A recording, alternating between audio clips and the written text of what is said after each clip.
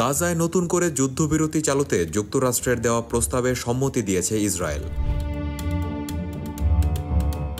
আজ শুক্রবার মার্কিন সংবাদ মাধ্যম সিএনএন-এর এক প্রতিবেদনে এ তথ্য জানানো হয়। ফিলিস্তিনি সশস্ত্র সংগঠন হামাস জানিয়েছে, প্রস্তাবে তাদের দাবিগুলো পূরণ না হলেও তারা এটি খতিয়ে দেখছে।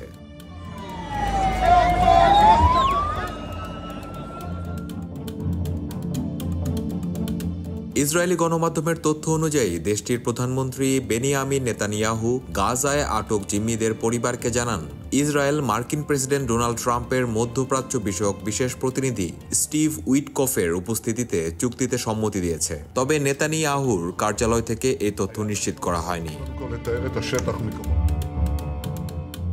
অন্যদিকে হোয়াইট হাউসের মুখপাত্র ক্যারোলিন লেভিট ওয়াশিংটনে সাংবাদিকদের বলেন, ইসরায়েল এই প্রস্তাবে ইতিবাচক সাড়া দিয়েছে। নাম প্রকাশ না করার শর্তে একটি সূত্র জানিয়েছে, চুক্তিতে প্রাথমিকভাবে ৬০ দিনের যুদ্ধবিরতি ও গাজায় মানবিক ত্রাণের পরিমাণ বাড়ানোর কথা বলা হয়েছে।